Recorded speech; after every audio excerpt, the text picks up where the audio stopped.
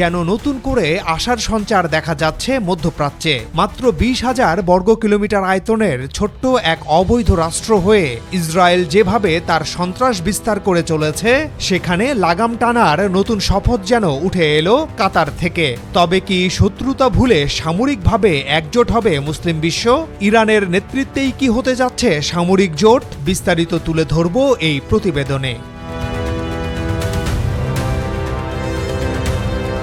বিশ্বাসঘাতকতার মূল্য। কথায় বলে প্রকাশ্য শত্রুর চেয়ে গোপন শত্রু ভয়ঙ্কর, কারণ যারা প্রকাশ্যে শত্রুতা করে তাদের সহজে চেনা যায়, কিন্তু গোপন শত্রুকে কিভাবে চিনবেন?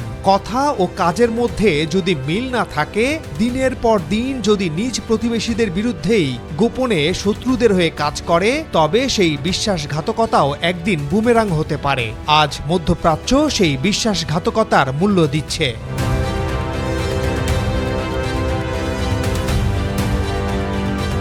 একমাত্র ইরান ও তাদের সহযোগী কয়েকটি সংগঠন ছাড়া পুরো মধ্যপ্রাচ্যের সবগুলো প্রভাবশালী দেশ কেউ প্রকাশ্যে, কেউ গোপনে, আবার কেউ দ্বিমুখী অবস্থান নিয়ে বসে আছে। ফলাফল, মধ্যপ্রাচ্য আজ বিভক্ত, দুর্বল, আর ইসরায়েল এই বিভক্তিকে কাজে লাগিয়ে দিন দিন আরও শক্তিশালী হয়ে উঠছে।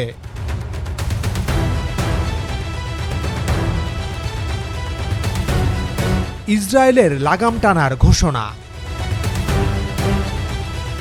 ফিলিস্তিনিদের বিরুদ্ধে ইসরায়েলের আক্রমণ ঠেকাতে সম্ভাব্য সব আইনি ও কার্যকর ব্যবস্থা নিতে চান আরব ও মুসলিম নেতারা। দোহায় হামাস নেতাদের বিরুদ্ধে ইসরায়েলের আক্রমণের পর 15 সেপ্টেম্বর সোমবার কাতারের রাজধানীতে এই সিদ্ধান্ত নিয়েছেন আরব ও ইসলামিক দেশের নেতারা।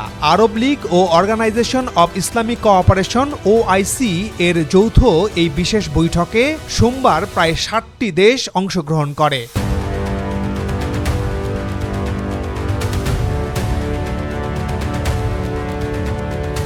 নেতারা বলেন, ইসরায়েলের নজিরবিহীন এই উস্কানির পরিপ্রেক্ষিতে একটি ঐক্যবদ্ধ বার্তা দিতে এ বৈঠক বেশ গুরুত্বপূর্ণ।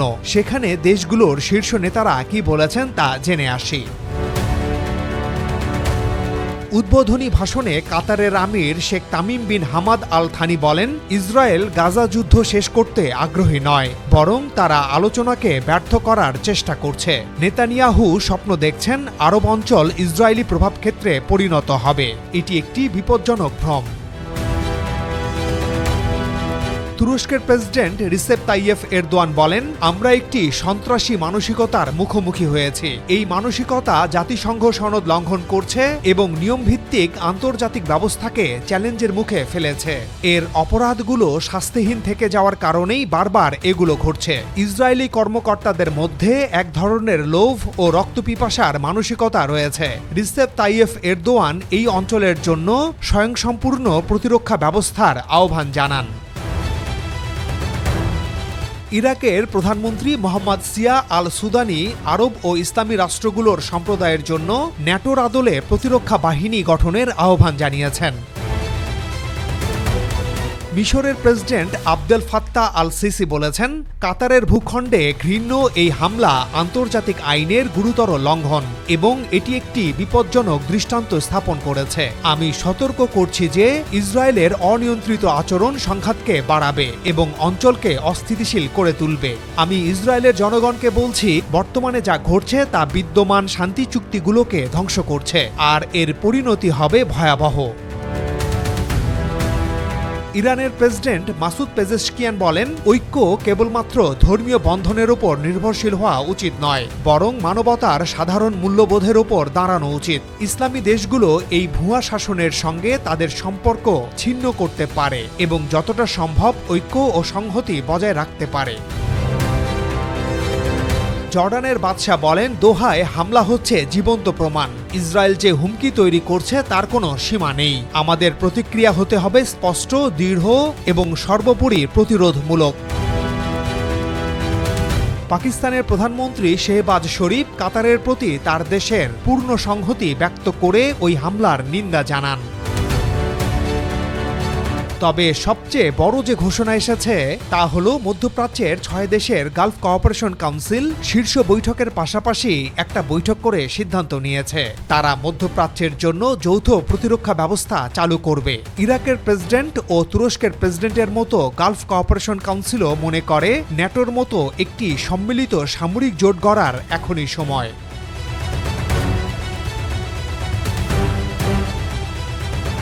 কেন ন্যাটোর মতো সামরিক জোট? প্রথমে একটু জেনে আসি ন্যাটো কি। ন্যাটো হচ্ছে উত্তর আটলান্টিক দেশগুলোর একটি সামরিক জোট। এতে ইউরোপের 30 দেশ ও উত্তর আমেরিকা মহাদেশের আমেরিকা ও কানাডা এই জোটের অংশ। ন্যাটোর বিধান অনুযায়ী যদি এই সদস্য দেশগুলোর কেউ আক্রান্ত হয় তাহলে সম্মিলিতভাবে এই জোট প্রতিরোধ করবে। ন্যাটোর নেতৃত্বে আছে আমেরিকা। একইভাবে বিশ্বের 57টি মুসলিম দেশ নিয়ে ন্যাটোর আদলে একটি সামরিক জোট গড়ার প্রস্তাব এবার শক্তিশালী মুসলিম দেশগুলোর কাছ থেকেই এসেছে, যার প্রধান উদ্যোক্তা হতে পারে 3টি দেশ: ইরান, তুরস্ক ও পাকিস্তান।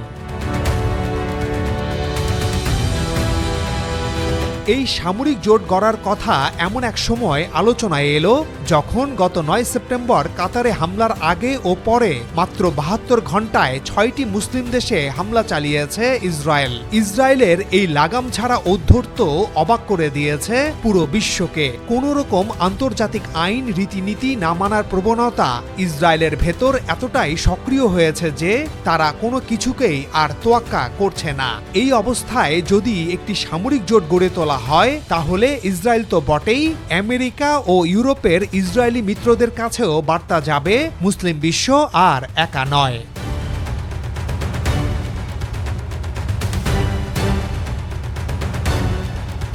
কেন নেতৃত্বে থাকবে ইরান?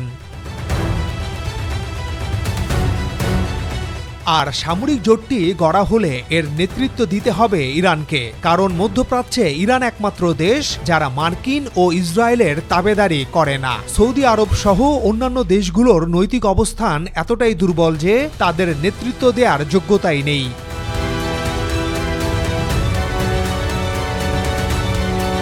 প্রথমে আসি সৌদি আরবের কথায়। আনুষ্ঠানিকভাবে সৌদি এখনো ইসরায়েলকে স্বীকৃতি দেয়নি, কিন্তু মার্কিন চাপ আর আঞ্চলিক কৌশলগত বাস্তবতায় রিয়াদ ও তেল আবিবের মধ্যে নীরব যোগাযোগ অব্যাহত।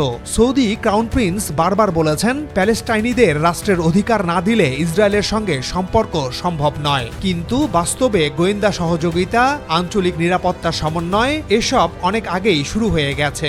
অর্থাৎ কথায় প্রতিবাদ কিন্তু কাজে সমঝোতা। সম্প্রতি কাতারে যে ইসরায়েলি বিমান বাহিনী হামাস নেতাদের ওপর আক্রমণ চালালো, অভিযোগ আছে ইসরায়েলের 15 মিনিটের সেই অভিযানে সৌদি আরব ও জর্ডানের আকাশপথ ব্যবহারের সুযোগ পেয়েছিল ইসরায়েল। গত জুন মাসে ইরানে ইসরায়েলের হামলার সময়ও একইভাবে সৌদি, জর্ডান, সিরিয়া তাদের আকাশপথ ইসরায়েলকে ব্যবহার করতে দিয়েছিল।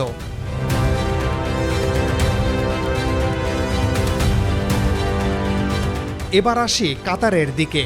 প্রকাশ্যে কাতারকে দেখা যায় প্যালেস্টিন ও হামাসের সমর্থক হিসেবে। দোহা প্রায়ই ইসরায়েলের বিরুদ্ধে কড়া কথা বলে, কিন্তু খবর আছে অতীতে ইসরায়েলের কিছু বড় প্রতিরক্ষা company Elbit, Rafael, Israel Aerospace Industries কাতারের সঙ্গে অস্ত্র ও প্রযুক্তি বিক্রয়ের গোপন চুক্তি করেছে। এই তথ্য বিভিন্ন সংবাদ মাধ্যমে প্রকাশ করেছে, যদিও সরকারিভাবে সবসময় অস্বীকার করা হয়। তবে ইসরায়েলের প্রধানমন্ত্রী নেতানিয়াহু পর্যন্ত কিছু চুক্তির অনুমোদন দিয়েছেন বলে রিপোর্ট আছে। অর্থাৎ কাতারের অবস্থান দ্বিমুখী, একদিকে প্যালেস্টাইনের পাশে দাঁড়ানো, অন্যদিকে ইসরায়েলের কাছ থেকে সামরিক প্রযুক্তি নেয়া।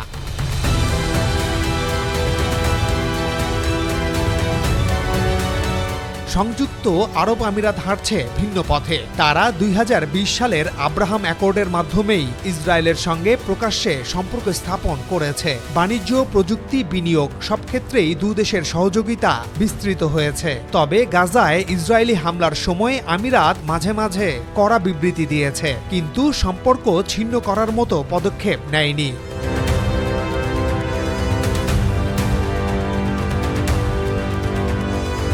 জর্ডান 1994 সালেই ইসরায়েলের সঙ্গে শান্তি চুক্তি করেছে। প্রকাশ্যে সম্পর্ক আছে, তবে জনমতের চাপে তারা প্রায়ই ইসরায়েলের সমালোচনা করে। গাজার যুদ্ধ চলাকালে জর্ডান এমনকি রাষ্ট্রদূতও প্রত্যাহার করেছে। তবুও সীমান্ত নিরাপত্তা, গোয়েন্দা তথ্য বিনিময় ও পানি সরবরাহের মতো গুরুত্বপূর্ণ বিষয়ে ইসরায়েলের ওপর তাদের নির্ভরশীলতা রয়ে গেছে। ফলে জর্ডানের অবস্থানও দ্বৈত, একদিকে প্রতিবাদ, অন্যদিকে নির্ভরশীলতা।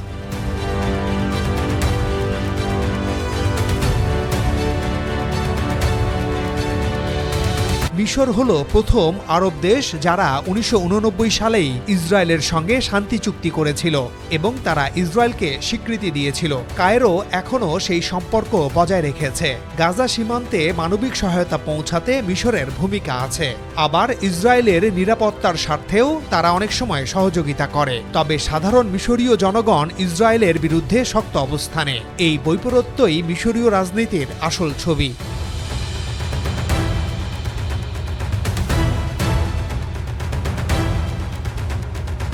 অন্যদিকে সিরিয়া এখনও ইসরায়েলের প্রকাশ্য শত্রু। গোলান হাইটস দখল, বিমান হামলা, সীমান্ত সংঘর্ষ সবকিছুই দুই দেশের শত্রুতাকে আরও গভীর করেছে।